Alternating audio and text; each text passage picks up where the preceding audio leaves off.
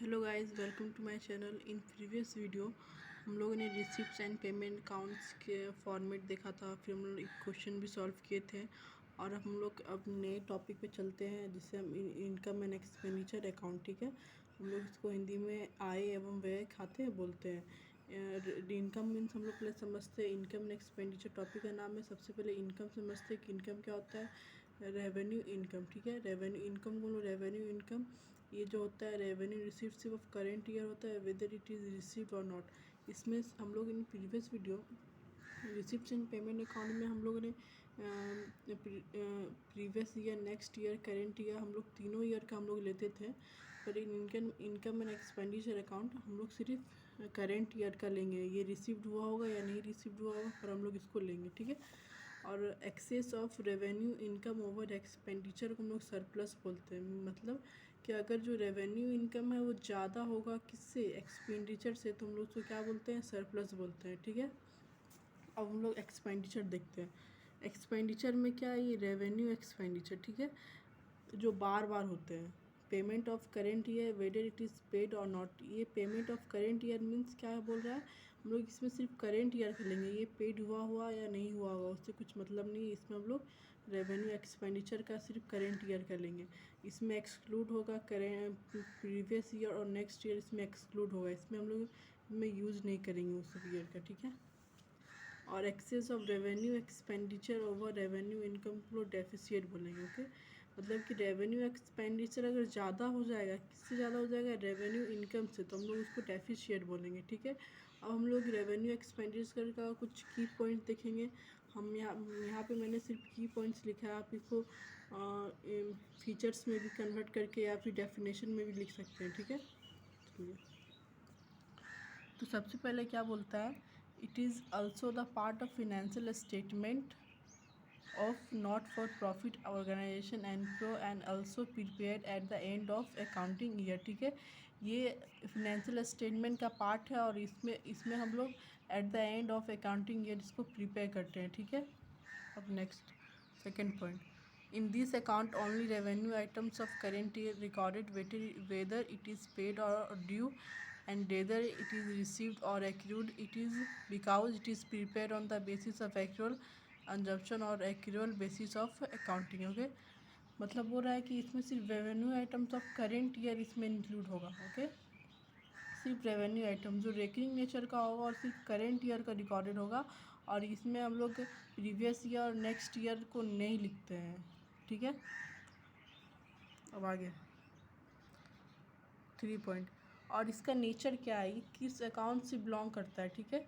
तो according to traditional approach its nature और belong to nominal account. ये जो इनका नेचर क्या है, ये ट्रेडिशनल अप्रोच से हम लोग देखेंगे तो ये नॉमिनल अकाउंट से बिलोंग करता है। और नॉमिनल अकाउंट का रूल क्या होता है, डेबिट ऑल एक्सपेंसेस और losses and credit all income and gain. मतलब जितना भी एक्सपेंसेस होगा, जितना भी लॉसेस होगा, उसको हम लोग डेबिट करेंगे और जितना भी इनकम होगा, गेंस होगा, हम लोग उसको क्रेडिट करेंगे, ठीक है। But according to modern approach, it's belong to expense account and revenue account both. But ये हम लोग मॉडर्न अप्रोच से देखेंगे तो ये एक्सपेंस अकाउंट से बिलोंग करता है और रेवेन्यू अकाउंट से भी बिलोंग करता है, ठीक है। तो एक्सपेंस में अगर debit increases the expense, credit decreases expense. और रेवेन्यू को क्या होगा, debit decreases the revenue, credit increases the revenue, ठीक है। तो ये होगा।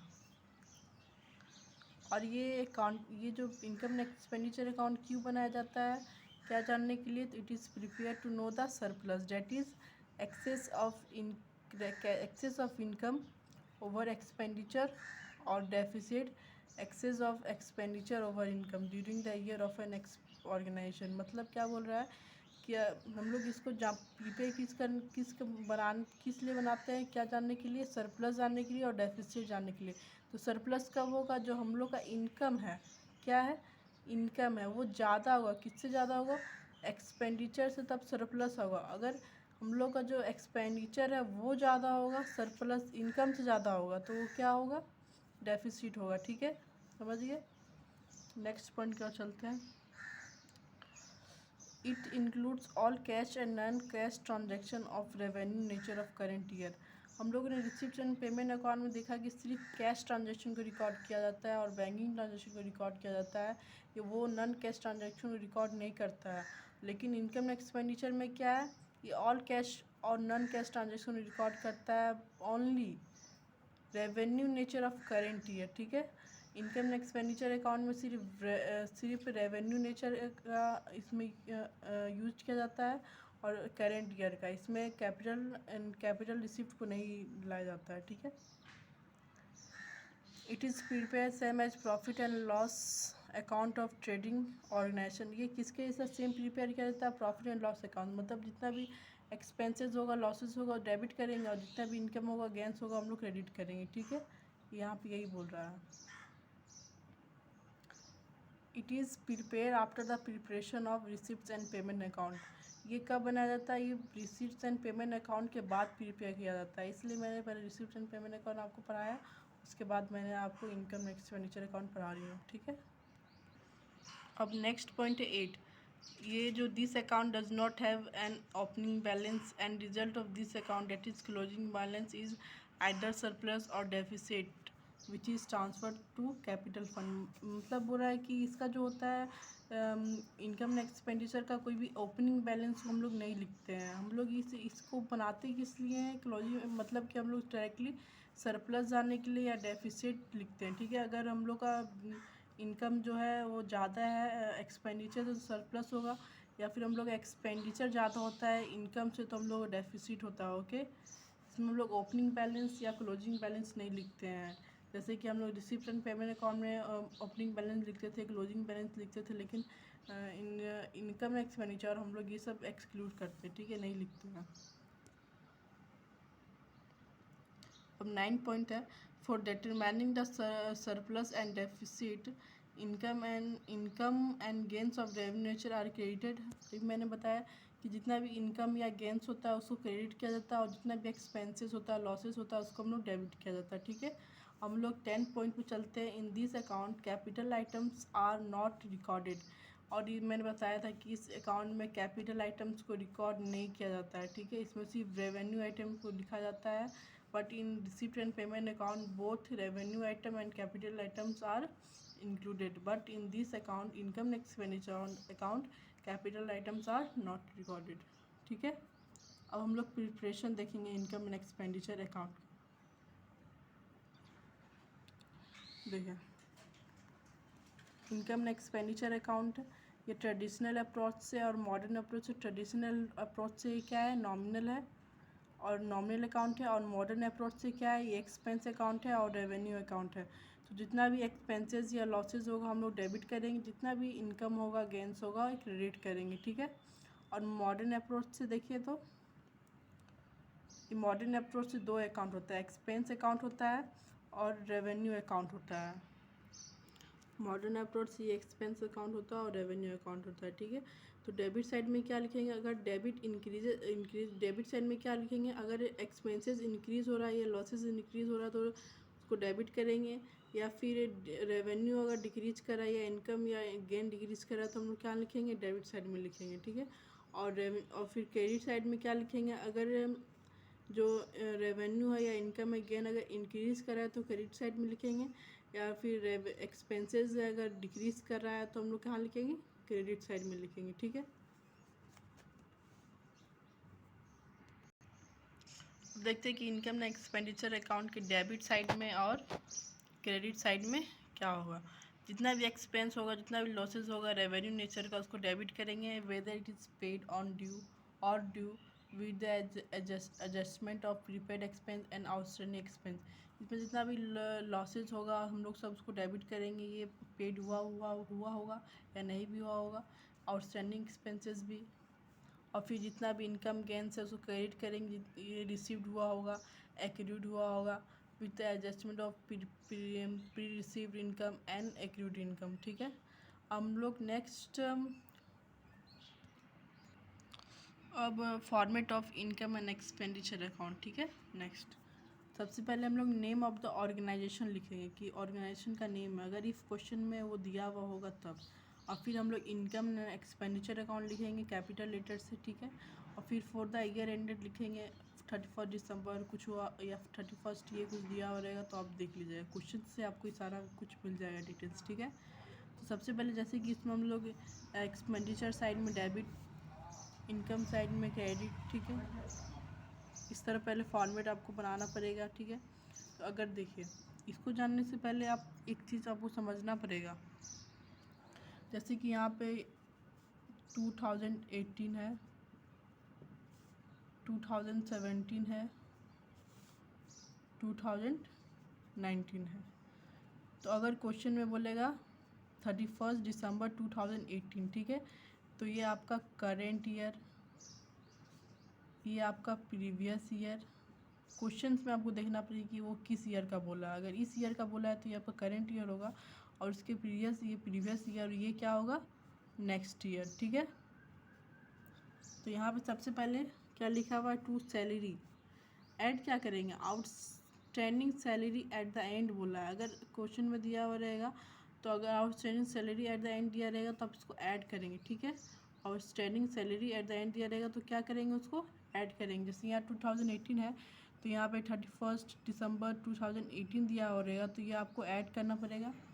और फिर prepaid salary in the beginning, prepaid salary दिया हुआ मतलब कि सैलरी है वो एडवांस में दे दिया गया है, तो सैलरी है वो एडवांस में दे दिया गया इन द बिगिनिंग, मतलब कि वो सैलरी जो इसमें बिगिनिंग में दे दिया, मतलब बिगिनिंग क्या, ये प्रीवियस बिगिनिंग ये है, ये प्रीवियस ईयर में दे दिया, तो ये जो दिया हुआ है तो कि इसके लिए ना दिया हुआ होगा, तो इसको भी हम लोग ऐड करेंगे, ठीक है। उसके बाद है outstanding salary in the beginning, ठीक है, इसको हम लोग लेस करेंगे, ठीक है। जो सैलरी है आउटस्टैंडिंग है, बिगिनिंग में ही आउटस्टैंडिंग हो गया है, तो यहाँ देखिए इसका outstanding salary eight the and है तो ऐड करेंगे, outstanding salary in the beginning होगा तो इसका जस्ट अपोजिट करेंगे, लेस करेंगे। और फिर यहाँ पर देखिए prepaid salary in the beginning है तो ऐड किएगा, और prepaid salary eight the and होगा तो लेस करेंगे, ठीक है। यही इसी ट्राई सा बनाइएगा। अब देखिए सब्सक्रिप्शन, अगर subscription outstanding at the and होगा, मतलब कि 2018 क्वेश्चन में दिया हुआ है उसी साल का ये एरियर है, तो क्या होगा, ऐड होगा। और फिर advance subscription in the beginning, अगर वो प्रीवियस ईयर में दे दिया वो पैसा तो वो 2018 के लिए मतलब करेंट ईयर के दिया, तो उसको भी ऐड करेंगे। फिर जस्ट इसका अपोजिट करेंगे, outstanding salary at the beginning अगर होगा तो इन द बिगिनिंग होगा तो लेस करेंगे, और advance subscription eight the and होगा तो हम लोग लेस करेंगे, ठीक है। अब बस इसमें जो भी अगर हम लोग एक्सपेंडिचर साइड में क्या लिखेंगे, टू न्यूज़पेपर लिखेंगे, मैगजीन्स पीरियडिकल्स अगर होगा तो हम लोग एक्सपेंडिचर लिखेंगे, या फिर जो इनकम एंट्रेंस फी है, एडमिशन फी, अगर मेरा कोई क्लब है और उसमें कोई जो नई पीपल्स आ रहे हैं वहाँ एडमिशन ले रहे हैं, तो हमको अगर वो एडमिशन ले रहे हैं तो कुछ उनको कुछ देना पड़ेगा फ़ी वगैरह, तो उसमें क्या होगा, एंट्रेंस फ़ी देंगे तो हम लोग का इनकम बढ़ेगा, ठीक है। फिर यहाँ पे टू ऑनरेरियम, अगर हम लोग क्लब में किसी गेस्ट को बुलाएं किसी गेस्ट को बुलाएं तो हम लोग को उनको कुछ पैसा देना पड़ेगा, तो वो ऑनरेरियम कहलाता है। या फिर कुछ टूर्नामेंट एक्सपेंसेस है, मैच एक्सपेंसेस, जितना भी एक्सपेंसेस होगा सबको हम लोग डेबिट करेंगे, ठीक है। या फिर कुछ प्राइज़ अवॉर्डेड है, कुछ प्राइज़ डिस्ट्रीब्यूट करें हैं, ठीक है। फिर ये वाला ग्राउंड है, मेंटेनेंस है, फिर डेप्रिसिएशन लगा है फिक्स एसेट्स पे, ठीक है। उसके बाद अगर फिक्स एसेट्स में हम लोग को लॉस हो गया है तो डेबिट करेंगे, तो बताया था कि जितना भी लॉसेस होगा, जितना भी एक्सपेंसेस होगा, हम लोग को सब डेबिट करना पड़ेगा। फिर टू प्रिंटिंग एंड स्टेशनरी, हम लोग कुछ छपाई के लिए या फिर स्टेशनरी कुछ हम लोग पेन पेंसिल खरीदे, तब फिर कंज्यूमेबल गुड्स होगा, ठीक है। टू ऑडिट फ़ी, फिर कुछ भी एक्सपेंसेस होगा, ठीक है। फिर आगे इसमें इनकम साइड में क्या लिखेंगे कि अगर मेंबरशिप फ़ी आया है तो हम लोग उसको क्रेडिट करेंगे। फिर कोई जनरल डोनेशन या स्मॉल अमाउंट तो उसको हम लोग क्रेडिट करेंगे। फिर अगर हम लोग जो फिक्स डिपॉजिट किए, अगर हम लोग उस पर इंटरेस्ट मिल रहा है, इंटरेस्ट जो होता है वो रेवेन्यू नेचर होता है, ठीक है, तो हम लोग इसको क्रेडिट करेंगे। फिर कुछ डिविडेंड ऑन शेयर्स है, ठीक है, हम लोगों को कुछ लाभ हो रहा है शेयर्स पे तो हम लोग उसको क्रेडिट करेंगे। फिर जो by fee from non member, जो हम लोग का ऑर्गेनाइजेशन में जो मेंबर्स नहीं है वो नहीं, नॉन मेंबर्स जो हम लोग का मेंबर्स नहीं है उससे अगर फ़ी आ रहा है तो हम लोग क्रेडिट करेंगे। फिर अगर sale of old newspaper, magazines, journals, ठीक है। फिर अगर हम लोग जो इन्वेस्टमेंट है उसमें प्रॉफिट हो रहा है तो उसके बाद लॉकर रेंट है, फिर सन्ड्री रिसिप्ट, हम लोग कुछ भी रिसिप्ट, जितना भी रिसिप्ट होगा सबको हम लोग उसको क्रेडिट करेंगे। और फिर देखिए अगर ये जो है सरप्लस है, अगर अगर ये जो एक्सपेंडिचर है आपका कम होगा, किससे कम होगा, इनकम से कम होगा, तभी आपको सरप्लस होगा। ठीक है, जैसे कि अब मेरे पास 10 रुपया और हम लोग खर्च कितना किए हैं, 5 रुपये खर्च किए हैं, मतलब कि मेरे पास अभी 5 रुपया बचा हुआ, मतलब कि हम मेरे पास अभी पैसा है, समझ गए।